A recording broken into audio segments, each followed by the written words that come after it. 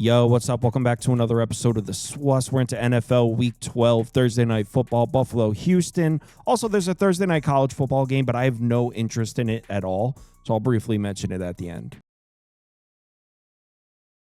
I mean, is Cooper Rush worth 2.5 points? I would hope Quinn Ewers put up a decent stat line against Arizona State. If he didn't, we have a real problem. You can say the same thing about Creighton. Okay, they had the one good game against Kansas at home.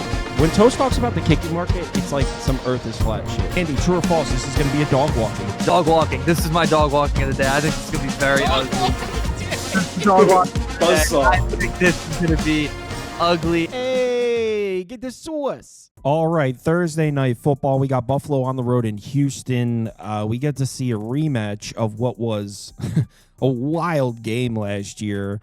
McDermott's coaching decisions definitely called into question. For those of you that don't remember, Buffalo went into Houston week 5 last year. So the game was tied 20-20. Tie game, 32 seconds left. The Bills get the ball back on their own 3-yard line with 32 seconds left. The Bills have the ball in a tied game. So what you would expect them to do is run the ball, make Houston chew their timeouts. The Bills dropped Josh Allen back to pass from his own end zone 3 times through 3 consecutive incomplete passes. They punted. Houston gets the ball back on Buffalo's 46, completes a 5-yard pass, calls a timeout that they probably shouldn't have had, and there was only like 7 seconds left on the clock at that point. So they were able to complete a 5-yard pass, call a timeout, and kick the game-winning field goal.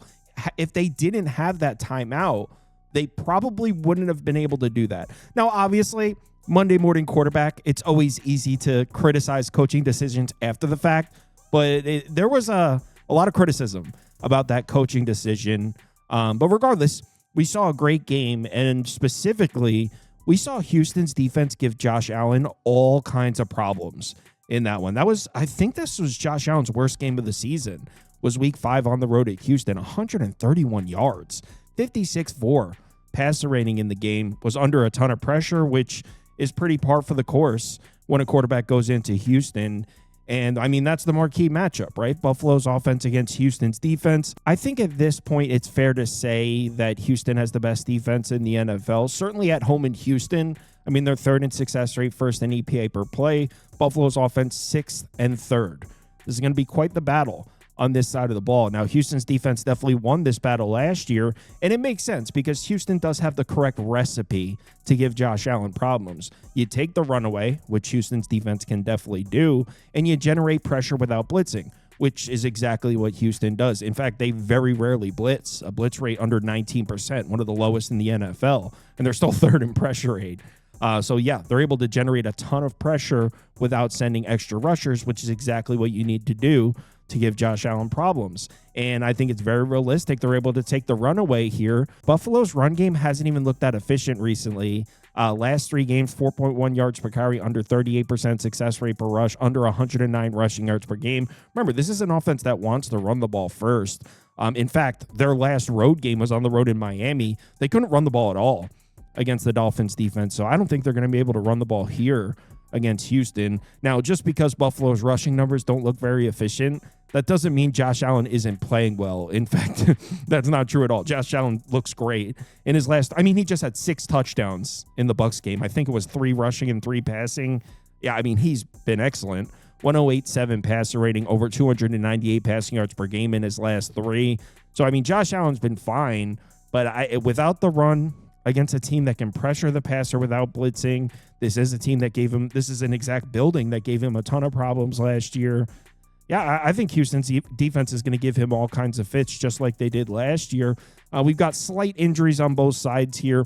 No Curtis Samuel, no Dalton Kincaid for the Bills offense. Khalil Shakir is going to play, though. He was limited in practice. There was talk that he might be questionable. I don't even think he's on the injury report anymore. So Shakir should be good to go. Other than that, Bills are in pretty good shape here. On the Houston side, no Petrie at nickel. Jimmy Ward's not new. He's been injured. That's not a new injury. Al-Shaair, Will Anderson, both looking like they're going to play. They're listed as questionable, but from what I'm reading, they should both be out there. So as a whole on this side of the ball, I think Houston's defense is equipped to give Josh Allen all kinds of problems in this game, just like they did last year. Maybe it's not quite as bad as last year. I mean, Josh Allen was actually terrible in this game last year, so maybe it's not that bad, but I don't think the run's going to be there. This is probably the best defense in the NFL, certainly at home. They're the best defense in the NFL. So, yeah, this is a really tough matchup for the Bills offensively. I mean, the question comes on the other side of the ball, right? Can we trust Houston's offense here? I know there's a lot of concern surrounding this offense right now. I mean, they did almost lose a game to the Titans. I got to say, though, that was an absolutely terrible spot. There was a reason Tennessee plus 7.5 was my top bet of the week. Well, it's actually one of my 2 top bets of the week. I loved the Titans plus 7.5 last week. What did it close at? Like 5 or something? Yeah, I loved the Titans last week. The reason was this is a beautiful spot for Tennessee. I mean, you got Houston going on the road to play a division game against a Titans team that was in the ultimate buy low spot. They had been injured. They're coming off a bye. They were healthier. 2 weeks to prep for a division game. Backup quarterback in. The Titans defensive front played great. Cam Ward didn't exactly play well, but he played Houston's defense. The point I'm making here is I'm not taking a ton away from this data point. I fully expected Houston to struggle in this game. Now they come back home where they've been significantly better, like not even close, and that's not specific to this year. That applies to the last few years. Houston's a team that plays much better at home. And I mean, you look at their efficiency numbers, it tells the story here. In their home games, offensively, we don't really view Houston as a powerful offense. 5.9 yards per play, over 45% success rate, over 24 points per game. This offense actually has been efficient in their home games, and the defense, 5.1 yards per play, 16.4 points allowed per game. This team has played pretty well at home. Obviously, there's still no C.J. Stroud, and that's a concern. Titus Howard, the tackle, is also listed as questionable. Other than that, Houston is at full strength offensively. Same injury report for the Bills defense. Still no Taylor Rapp, still no Ed Oliver, but neither of those injuries are new.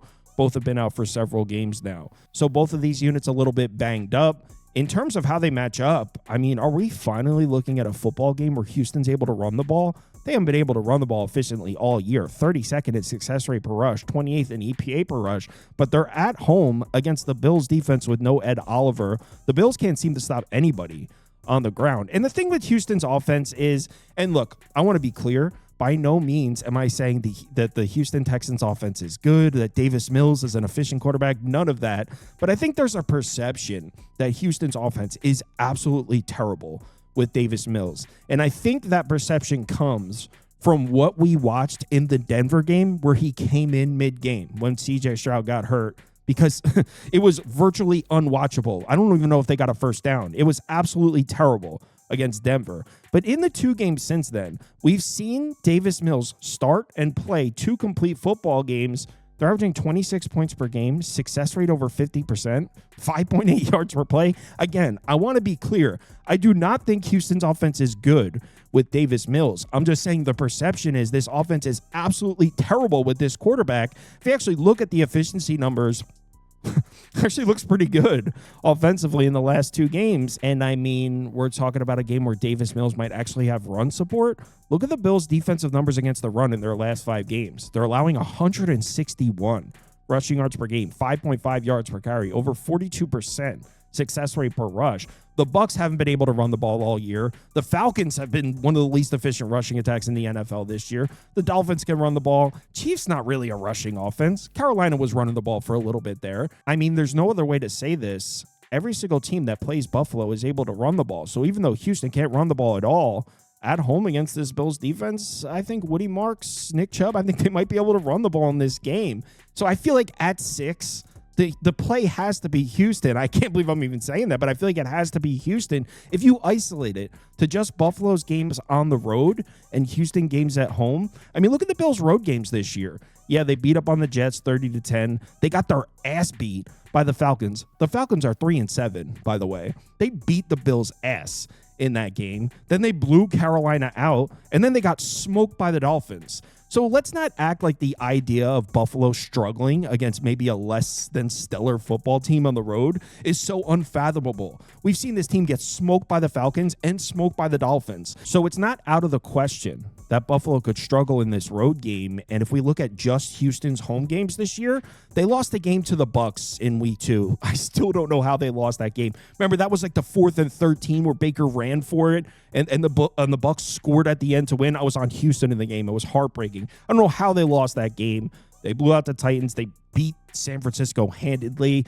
Denver, they were winning that game by a touchdown when C.J. Stroud got hurt. And then it came down to the end. Denver kicked a field goal at the end to win it. That's a Denver team that's currently sitting at 9-2, by the way. They almost beat them. They would have been one of the only few teams that beat Denver this year. And then they just came from behind to beat not a good Jacksonville team, but not a bad team.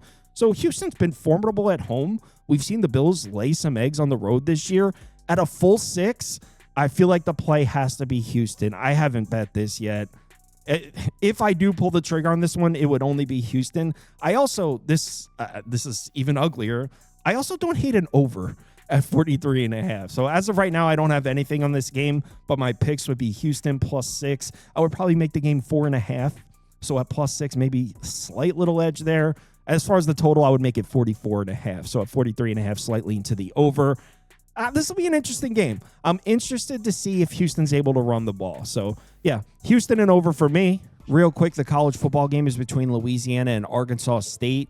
Arkansas State's on a nice little wing. Well, actually, they're not on the winning streak anymore. They just had that winning streak snapped in a game. They lost 27-21 to Southern Miss. They turned the ball over 6 times in the game, so their winning streak just ended. The reason I'm passing on the game is I really don't know what this Louisiana team is. So they started off the season. Remember, their quarterback from last year, Wooldridge, is on, I believe he's Drake May's backup on the Patriots now. So they lost their NFL caliber quarterback from last year. So the guy they brought in through the transfer portal was Walker Howard. He's out for the season. So then they had another quarterback in. They have since switched to another quarterback. His name is Lunch Winfield, who the offense actually looks better the last couple games, but they haven't played any defenses. So I really don't know what this Louisiana team is. If it's under a field goal, if you force me to bet it, I would take Arkansas State if you can get a 2.5. But yeah, I won't be touching this one. Thanks for watching. Live shows at midnight Eastern time. As always, if you're able to make it, would love to see you in the comments. Let's have ourselves a nice Thursday night. Remember to bet responsibly. Talk to you later.